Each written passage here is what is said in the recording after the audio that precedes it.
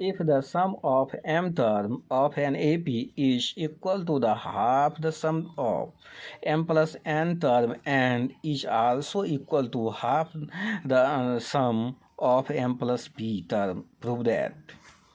यानी किसी समांतर श्रेणी के m पदों का योग उसके जो है उसके m प्लस n पदों का योग का आधा होता है और m प्लस p पदों का भी आधा होता है साबित करें। तो ऐसा है तो सिद्ध करें कि m प्लस n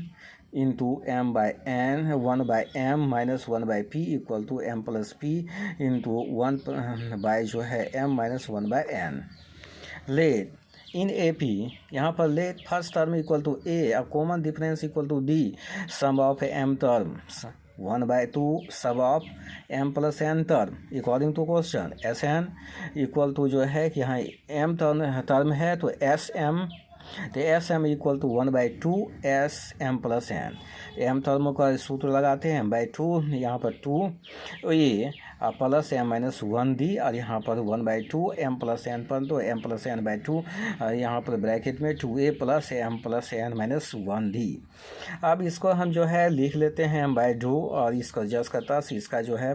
लिखते हैं 2a इसको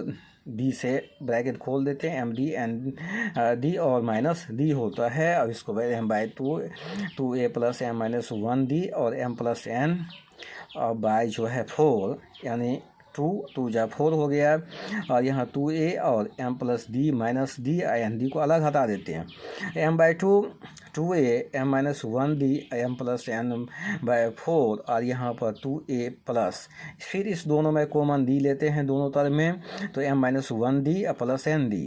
तो let 2a m minus 1d equal to x इस यहाँ से यहाँ तक वैल्यू x मानते हैं तो m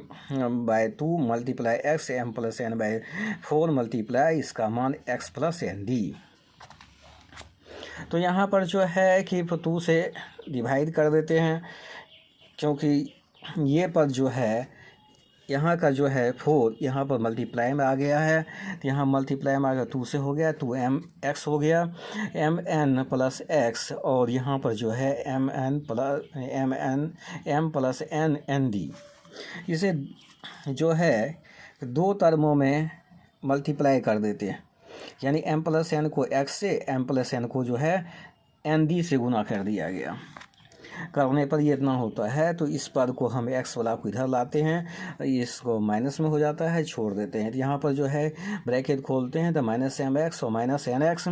और इसमें जो है ये घटने के बाद जो है mx बचता है माइनस nx और जस्ट करता है इसमें x कॉमन ले पर m minus n into x m plus n and D equation 1।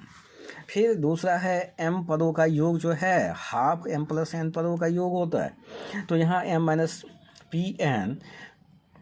Equal to m plus p d यानी इक्वेशन 2। ये जो है फॉर्मूला जो है इक्वेशन 1 लाइक जैसे इक्वेशन 1 प्राप्त हुआ वैसे प्राप्त हुआ दोनों को डिवाइड करते हैं तो दोनों को डिवाइड करने पर ये x और p d करता और m प्लस n और इसके साथ m प्लस n के साथ m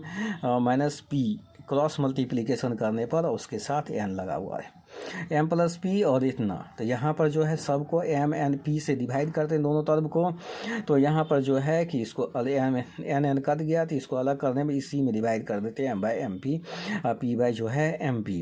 यहाँ पर भी जो माइनस वाला में m बाई एम एन और n बाई जो है एम एन क्योंकि ये p पहले कर चुका है तो यहाँ 1/p 1/m m plus p और n/n इतना -1 कॉमन ले लेते हैं तो इसमें टर्म बदल जाता है ये माइनस ये प्लस हो जाता है। इस प्रकार यहाँ पर माइनस भी कट जाता है दोनों का m प्लस n ये जो है सीधा कर्म रखने 1/m माइनस 1/p इसे भी 1/m माइनस 1/n इस प्रकार जो है ये क्वेश्चन साबित होता है। Thanks for watch.